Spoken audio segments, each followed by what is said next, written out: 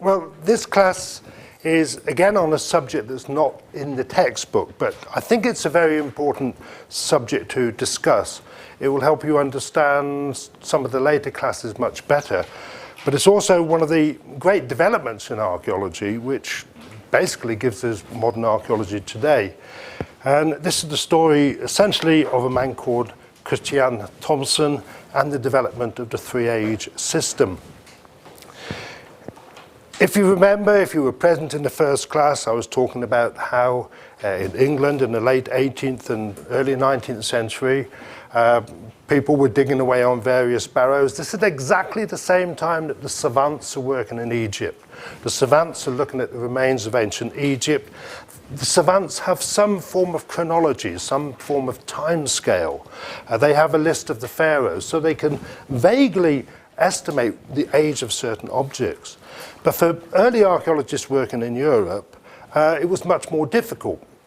For some areas outside of the Roman Empire, there were no written histories at all until the introduction of Christianity, which varied from one place to another. In Scandinavia, for example, Norway, Denmark, and Sweden, Christianity did not really become the main religion until the 9th century. In Britain, the story was slightly different. If you remember from the first class, I was talking about how Fawcett and Douglas were excavating various sites there. They had some kind of historical record that they could use. They knew that the Romans had first arrived in Britain in 55 BC. Some of the Roman historians recorded some things about ancient Britain immediately before the Roman conquest, but not really very much. The Romans, according to the traditional history, left Britain in the year AD 410, which is when Rome was being attacked by Germans and other invaders. And from that period until the middle of the 9th century, again, we have no written record. But for archaeologists working in Britain, unlike archaeologists working in Scandinavia, they did have some clues as to what was going on. And this was thanks to the first real English history, known as the Anglo-Saxon Chronicle, first written down in the mid to late 9th century, about AD 870 or so, but it records the stories of what was believed to have happened in the past. Now, I put this up in the original Anglo-Saxon at the top, so you can see the similarities or dissimilarities between Anglo-Saxon and modern English. And what the Anglo-Saxon Chronicle tells us for AD 449 is that in that year, people migrated from what is now Germany and Denmark to Britain. The Old Saxons, the Angles and the Jutes, and then the Anglo-Saxon Chronicle then goes on to describe where these different people settled. So, for example, the Jutes settled in Kent. Well, Kent was the area where Douglas and Fawcett were working. So they could identify their Anglo-Saxon barrows, the ones with iron objects in them, as being Jutish barrows. These must be the burial mounds of the people known as the Jutes. Fawcett and Douglas both firmly believed that until the Roman period, the people of Britain had no knowledge of how to make iron. So as these burial mounds contained iron tools and weapons, then they must belong to the Roman or Anglo-Saxon period. They had no Roman pottery in them, so therefore they had to be Anglo-Saxon. And the Anglo-Saxon Chronicle then goes on to say how the rest of Britain was settled, and it continues on another page to talk about how the Anglo-Saxons occupied the whole of what is now England. The name England comes from Angles. Angleland, England. They didn't occupy Wales to the west. What is now Scotland was occupied by a group of people called the Picts. I'm always amused when you see these films produced in America about sort of Scotland, the Scots fighting the British and all that, and I can't remember the last one about the great Scottish hero. Picts means painted people. It's Latin for painted people. And so there is some evidence that certainly at the time of the Anglo-Saxon period, the people of Scotland went round painting their faces in all sorts of different colours. So Fawcett and Douglas had a kind of chronology, a kind of timescale chronology. They could see, or they could argue, that the barrows, the burial mounds with iron tools and weapons in them were Anglo-Saxon, that they must date to before the time of the first written histories in England, 870, because that is when England became Christian. And these burial mounds obviously were of non-Christian people because they were buried with their tools and their weapons. As for all the barrows, the burial mounds that they excavated with objects of stone in them, or objects of stone and bronze, or bronze, all that they could really say was that, well, these are probably from the pre-Roman period. They were not quite certain about those barrows that contain bronze objects in them. They thought they might just date to immediately before the Roman period, or they might be very early Roman in date. But broadly speaking, they actually had no idea of how to date all these things. Well, the situation in Scandinavia really wasn't much better. Scandinavia was an area that had never been occupied by the Romans. Well, at least in Britain, we've got the record of the Romans from 55 BC to AD 410. But for Scandinavia, there was absolutely nothing until you get to about the 13th century, 1208, when this book was written in Latin by an author called Saxo Grammaticus, the Gesta Danorum, the victories of the Danes. The first part of this contains all the old Danish mythology, the Norse mythology, the story of the gods and so forth. The second part is a historical chronicle. But for archaeologists working in Scandinavia, antiquarians working in Scandinavia, basically they had no chronology at all for any time before 1208. Nobody had the faintest idea, and this is why we find in 1802 the Danish historian Rasmus Nyerup, who wrote his Historisk-statistisk skildring, a historical and statistical account of Denmark. And he says, our past is wrapped in a thick fog. It belongs to a space and a time we cannot measure. We know that the ancient past is older than Christianity, but by a couple of years, a couple of centuries, or even by more than a millennium, 1,000 years. We can do no more than guess how old Denmark is, or the earliest peoples of Denmark lived. As it was, within a few years of Nyerup writing this complaint, and it was a complaint, about how the ancient past of Denmark was wrapped in a thick fog, a remarkable series of events led to a chronology for the period before history, and more importantly in many ways, to the development of the modern archaeology, the birth of methods that we still use today in archaeology. This sequence of events really started thanks to the King of Denmark and Norway. They were both joined together at this time, Christian VII. Christian VII wanted to remain neutral. In the late 18th, early 19th century, you've got Napoleon wandering all over Europe, defeating the Germans, the Prussians, and everybody else. You've got the English fighting the French. You've got the prospect of rebellion within Norway.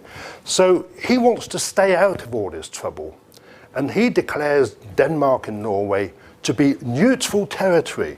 It doesn't want to be involved in any of the European wars. The only problem is, he's king of Denmark and Norway. Well, Denmark was a country in which at this time there were 3 different languages that were spoken: Danish, Frisian, and German. Norway, mainly Norwegian was spoken, but also Swedish. So what Christian VII decided to do was to help him keep his independence, was to create the idea of a nation state, a unified state. And the first step in doing this is in 1802, when he decides to make Danish the official language of Denmark and Norway. Yes, German and Frisian, Norwegian and Swedish are still spoken in parts of Denmark and Norway, but Danish now becomes the official language. But he then realizes that perhaps an even better way of uniting his kingdom, these different peoples, was to use the appeal of a common national history, a common ancient history. This is not the first time that we see somebody using the past as a political tool, as a way of creating unity amongst people. But what Christian Lee decided to do was to use this appeal of a common ancient history, an ancient past, as part of a single national identity. In 1805, he decided to create a catalogue of all the known barrows, the burial mounds, and all the other ancient sites of Denmark and Norway, and to use these as important relics that represented the common ancient past of the Danish and Norwegian people. We have a shared history. We are a united kingdom. Then in 1807, Nyrup was appointed as head of the Royal Commission for the Preservation of Antiquities, and he was ordered to prepare a special collection of national antiquities in order to illustrate the progress of an independent Danish and Norwegian civilization and identity from the most remote ages to the present. This is archaeology. This is the beginnings in a modern sense of archaeology being used as a national tool. And it continues right through to the present day. If you ever do any of our courses in the Department of Archaeology on archaeological theory, you'll see how this happened. Think for a moment of Ataturk, the Republic of Turkey, the Hittites as the first Turks. Well, the Hittites weren't Turks. They spoke Indo-European. But it was that all part of that process of trying to create a common national identity. So Nyrup in 1807 is faced with this enormous job. He has to create a special collection of national antiquities in order to illustrate the progress of an independent Danish and Norwegian civilization from the remote past to the present day. He has to deal with over 1,000 separate antiquities which have been collected in Denmark and Norway, most of them from barrows, from burial mounds. These all belong by law since the early 18th century to the King of Denmark and Norway. They had been delivered whenever they were found to the King of Denmark and Norway, and so an enormous collection basically built up in Copenhagen. At this time, everything was just stacked away in stables and storerooms in the royal palace. So the first thing Nyrup had to do was to move them into a single place where he could actually catalogue them. The Trinitas Church in Copenhagen, a remarkable piece of 17th century architecture. It doesn't look very 17th century, but it is, and a wonderful Danish sky just behind you there.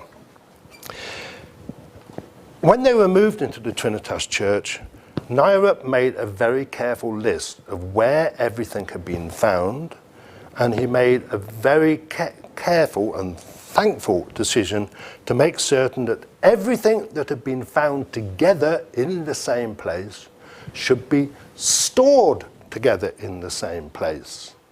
He realized that a group of objects that had been found together, for example in a barrow or a burial mound, must have been buried at the same time. So they represented a specific point in history. It's logical. You dig a hole in the ground, you put a pile of things in there, you fill it up. That is one moment in time. Everything in that hole in the ground belongs to that one moment in time. It could be older, but it must have been buried at that one moment in time. He was especially careful, therefore, to keep together what we call grave groups. A grave group, well, in many societies, pre-Christian, pre-Islamic societies, the tradition was to bury a person with an assortment of objects. We don't know the reason why.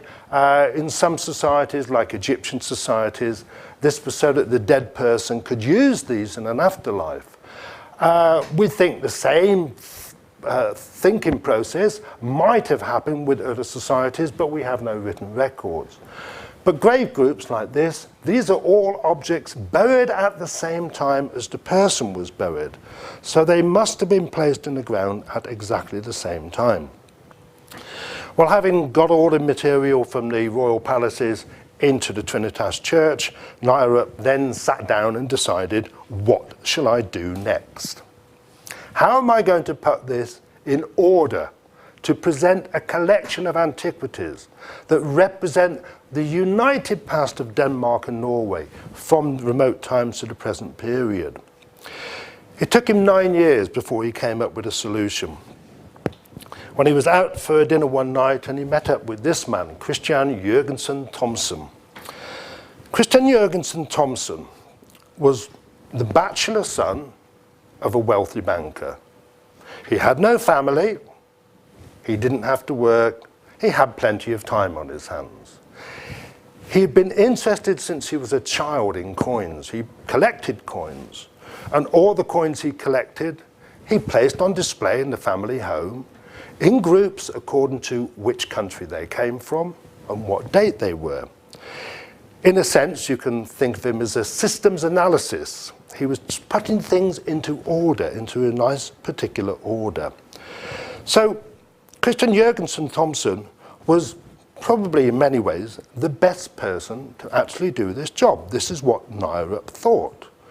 He had a catalogue in mind, he could arrange things in a logical order, he had no family, he didn't need to be paid, so he's the perfect person.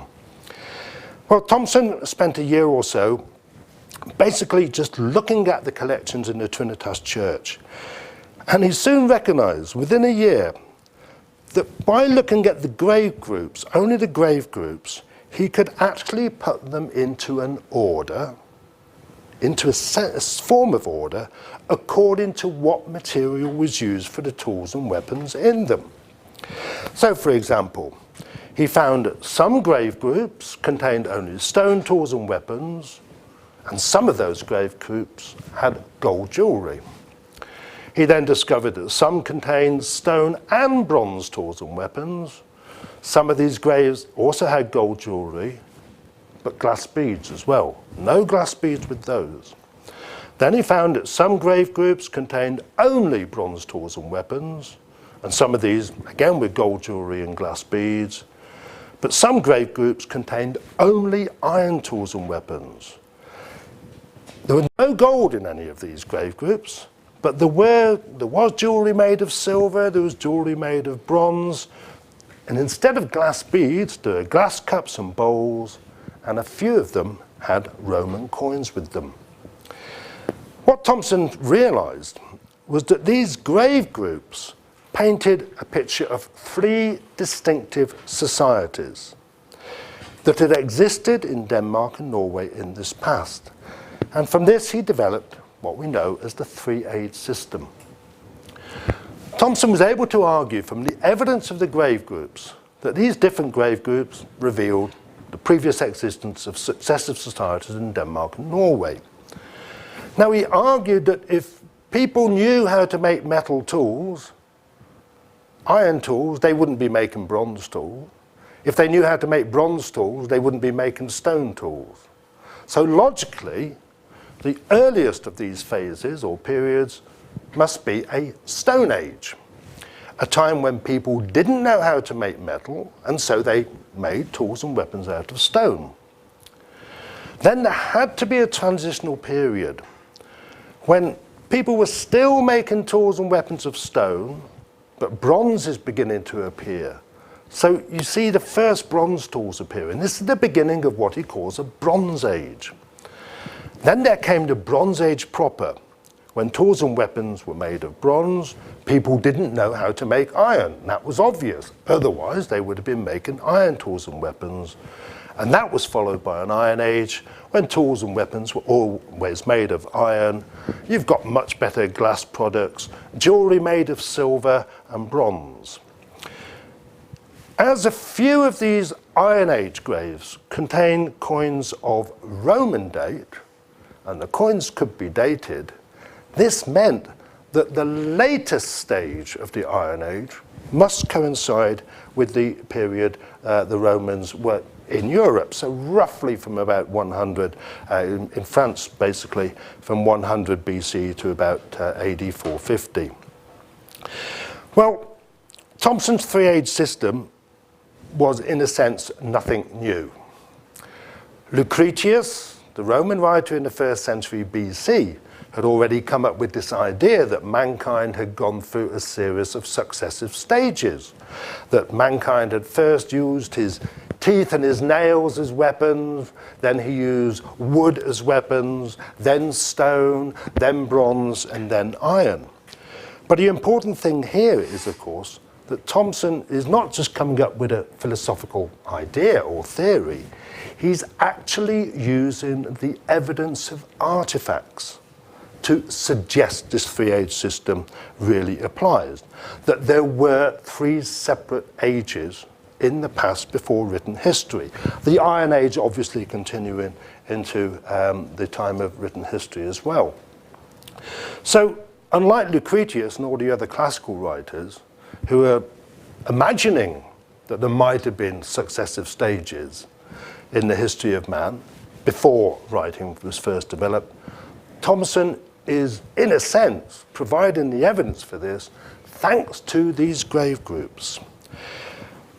Well, Thomson's three-age system basically gives us the first chronology, if you like, for the time before written history. And the King of Denmark and Norway immediately, when he realized the significance of this particular development of Thomson's, gave up one of his old palaces, the old Christiansborg Palace in Copenhagen, to become the first national museum of Denmark. It's not quite the first national public museum in Europe. That was the Louvre in Paris. Technically, the first museum in Europe was the Ashmolean in Oxford in the 17th century, but you had to get a ticket to go into that. The British Museum was opened in the early 18th century, but a gentleman had to give you an invitation before you were allowed in there. So the Louvre and the Nordisk Museum in Copenhagen really represent the first public national museums. So everything's displayed in here, and what Thomson decided to do is basically arrange the collections in a series of rooms. Starting off with the first rooms, have got grave groups from the Stone Age, then grave groups with stone and bronze items in them, then grave groups with bronze items, and so on through to the Iron Age. He's presenting his theory through his displays. But he's also making a very definite point of explaining to people what these displays means. Thomson knows that the people who usually find artifacts are farmers.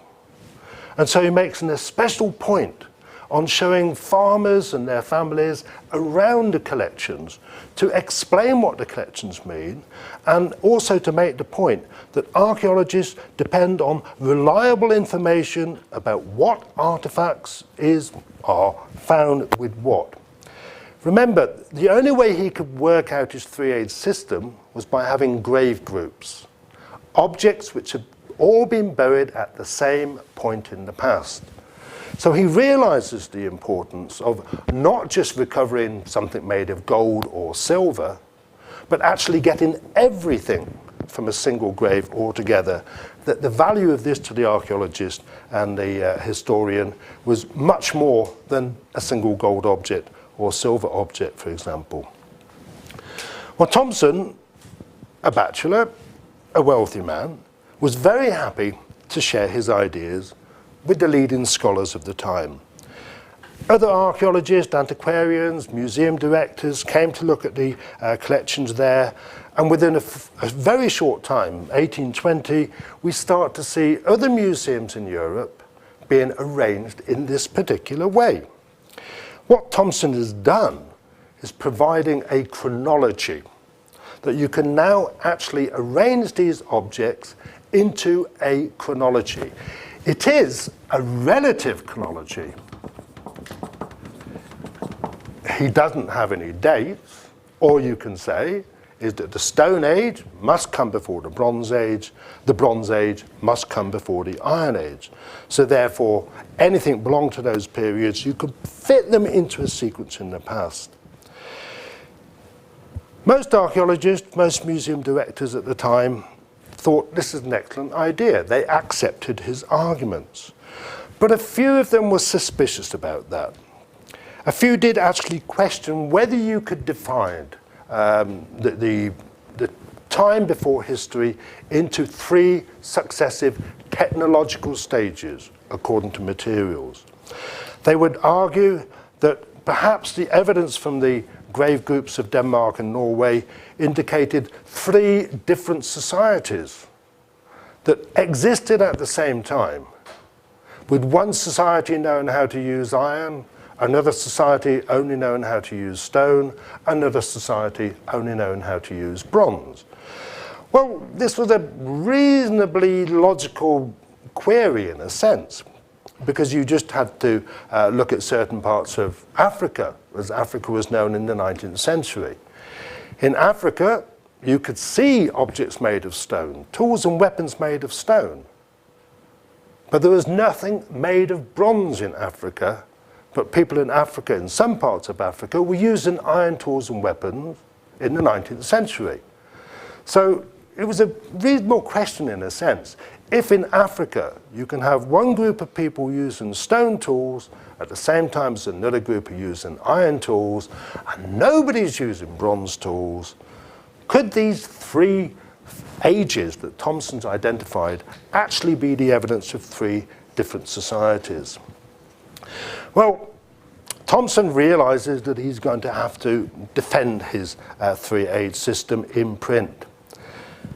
And for the first time only, he actually publishes his old age, 3-age system.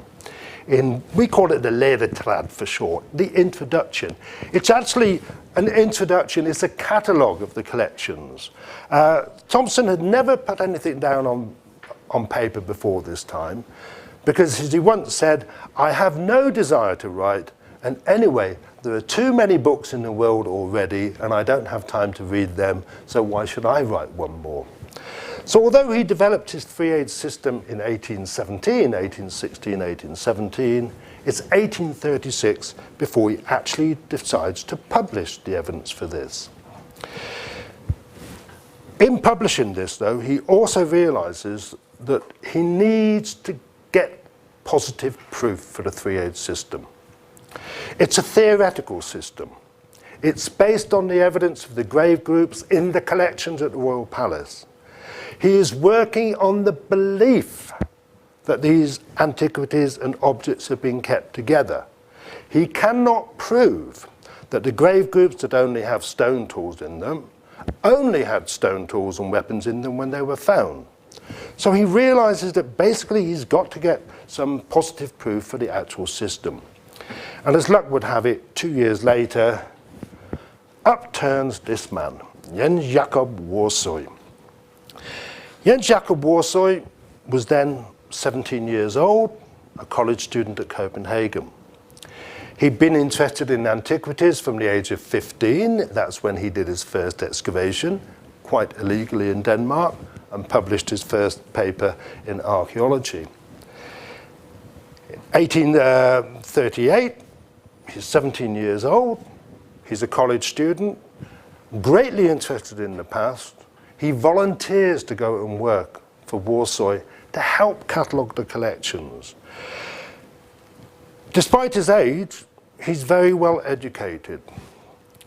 Not only does he know about history and the antiquities of Denmark, but he's also interested in geology. This is the very important thing we have to remember about Warsoy. He knew of Steno's law of superposition. Remember the Burger King law of superposition? What's on the bottom has to be older than what's on the top. And he goes up to Thomson, 17 years old, and he says, well, the best way we can prove that the 3-age system is a valid theory is by excavating sites according to the law of superposition. on the basis that what we find on the bottom of a site must be older than anything we find in the middle of the site, which must be older than anything we find in the top layers of the site. Well, Thomson thinks this is a wonderful idea. And Thomson says, well, off you go then. Warsaw says, well, who's going to publish, pay for it?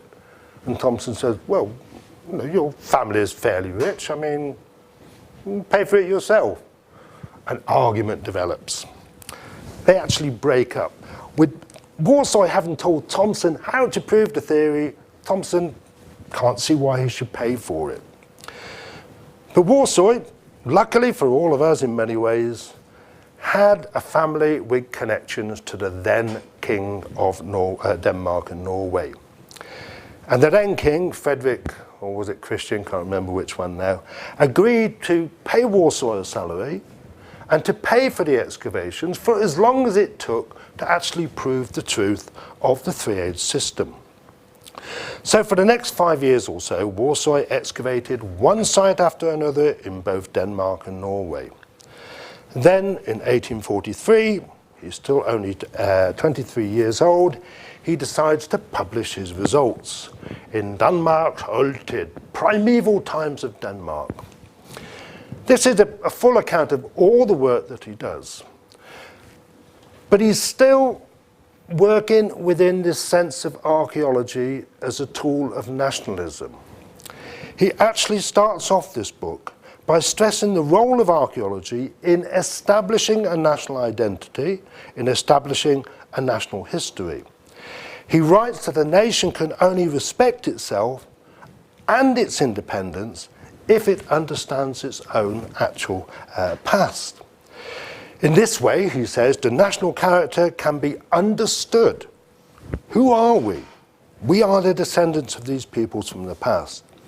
This way, all the different peoples of Denmark and Norway, despite different languages, despite different religions to a certain extent, will work together in peace and harmony and be prepared to fight for the unity of the kingdom.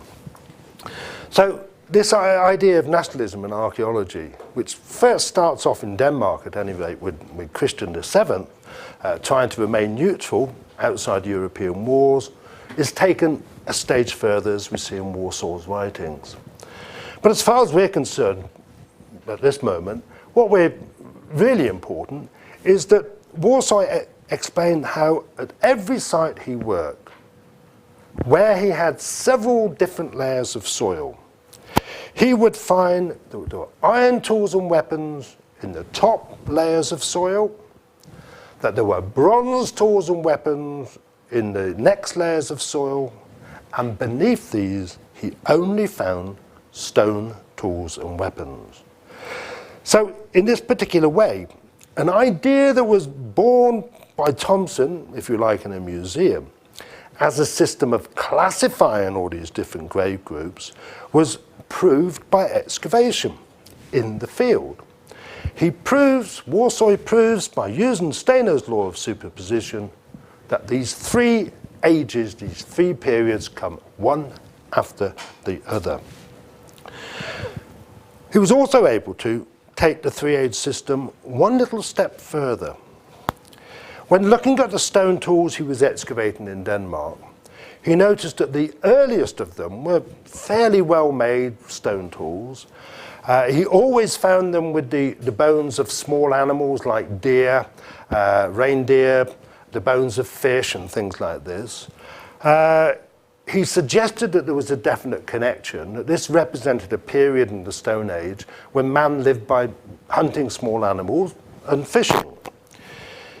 He also saw that in the layers immediately above these rather simple stone tools, there were much better stone tools. There were very few animal bones. The animal bones that were found were bones of sheep or of cows. So that this indicated that there had been a phase in the Stone Age, at least two phases in the Stone Age, at which man had developed from being a hunter and a gatherer, hunting small animals and fishing, developing his technology and learning agriculture. But then he starts to read before he actually writes his book, and he realizes Boucher de Perth and other French archaeologists are finding stone tools of a completely different type. Much simpler than anything he's got in Denmark and Norway. So he is able to identify 3 sub-phases, 3 periods within the Stone Age, chronological periods. But in many ways, the most important thing that he did, as far as I'm concerned and archaeologists are concerned, was that not only did he demonstrate the value, the truth of the three-age system as a means of relative dating, but he also demonstrated how careful excavation using Steno's law of superposition gave archaeologists a relative time chart. It sounds so obvious, and it is so obvious, but people just really hadn't thought this one out. The top layer of soil must be older than the next layer of soil below it. That the actual layers of soil on a site represent a history, and that's why they should be properly recorded and all the artifacts in them properly recorded. And this is why archaeologists today use exactly the same methods. When we excavate an archaeological site, we carefully record every single layer of soil we find. We carefully record everything we find in that layer of soil before we go down and we excavate the next one. Well, unlike Thomson's Læretrad, Warsaw's Danmarks Oldtid was very widely translated into all of the major European languages. Warsaw had now become, in a sense, kind of like an international pop star. He's internationally famous. He's invited to go and give lectures in Edinburgh, in Berlin, not Moscow, Paris, but all sorts of other places. He becomes really an international superstar amongst the academics of that particular time. And his international fame is recognized by the Frederick VII, the then King of Denmark and Norway, in 1847, when Warsaw was appointed as the first ever professional archaeologist in the world, and given the title of the Royal Archaeologist. He was now given the use of the Danish army to excavate his sites. The king would come along and see what he was doing, and the king would occasionally do something very naughty. The king would sometimes, while Warsaw was away from a site, go onto a site, dig a little hole, and put something Roman or something like that in there. We call it salting a site, when you deliberately introduce objects that don't belong to the site to that site. What the king was trying to do was just to see how good Warsaw really was. And of course, every time Warsaw came back, he would start scraping away, or rather the soldiers would start scraping away. Up would pop a piece of Greek pottery, and Warsaw would say, "Greek pottery does not belong in the Bronze Age in Denmark." Boom. So it's a joke that just went on and on and on at this particular time. Warsaw is more famous in many ways than Thomson, thanks to his writing, although it's Thomson that actually gives us the three-age system. And it's a remarkable thing, of course, that Thomson develops the three-age system, Warsaw offers to prove it, they have an argument, but in the end, Warsaw does actually prove the three-age system does work. But Warsaw continued up to the end of his life, traveling around Europe, giving lectures on different aspects of his work, introducing different countries to the idea of the three-age system, explaining how it worked, talking about his ideas that there might have been 3 phases or 3 periods in the Stone Age just to start off with. And in this way, he came to meet this man who we've come across before, Sir John Lubbock, an English antiquarian. Up to this time, Warsaw and many other people tended to refer to the time before written history as primeval. Primeval, the first age, or the original age, or before the age of history. Lubbock comes up with a much better suggestion. Well, if it's before history, why don't we just call it prehistory? So prehistoric archaeology was born. But the other thing which came up as a result of this meeting with Lubbock is, of course, Lubbock publishes his book, The Prehistoric Times. It's not the first time prehistory occurs in print, but it's the first major book in which we see this used as a defining principle of the period before written history. In that, Lubbock goes on one stage further. He develops the idea that Warsaw has come up with to actually subdivide the Stone Age into 3 distinct periods. Now, we'll be coming across these terms in future classes, which is why I'm doing this class today. He comes up with the term Paleolithic, from the Greek paleos lithos, old stone, the Paleolithic age. He explains it as a period when man used very simple stone tools, hand axes, hunted wild animals like the mammoth. Well, there is no Paleolithic age in Scandinavia. It's a purely European phenomenon. And remember, Prehistoric Times was written after the time of Bushy de Perth's discoveries had been recognized, after the Origin of Species was published in 1859. So he's building on this great amount of knowledge that's available. He suggests that there must have been a Mesolithic, Mesos lithos, Middle Stone Age, a period when man made better stone tools and lived by hunting small animals, deer and fishing. And then that there must have been a Neolithic, a New Stone Age, a period when man made much better stone tools and lived by agriculture. These terms, we still use them today. We define them, subdefine them in many ways, but basically they're still in use today. So thanks to the work of Thomson, Warsaw and Lubbock, people could now begin to grasp the concept, the idea of a stage before history, something we call prehistory. That this period must have lasted for a long amount of time, for man to go through 3 different stages in the Stone Age, before coming into the Mesolithic age, before coming into the Neolithic age. And that's before the Bronze Age, which is before the Iron Age. But there was still a basic problem. This is a relative chronology. The Iron Age coincided with the the Roman period. The Romans lived in the Iron Age. Lucretius knows he lived in the Iron Age. Hesiod, right in 850 BC or thereabouts, talks about his present time, the Age of Iron. So a broad date could be given to the Iron Age. For the Iron Age in Denmark, all that could be said was that it had to date to about the time the Romans first arrived in France, because Roman coins must have made their way up to Denmark at that time.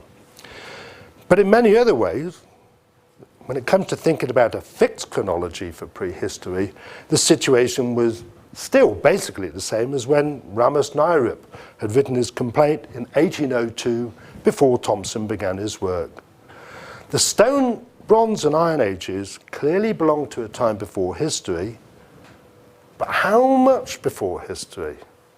A couple of 100 years, a couple of 1,000 years, tens of thousands of years. And we'll see how people found the answer to that question in another class. Okay, I've finished there. A little bit of head time.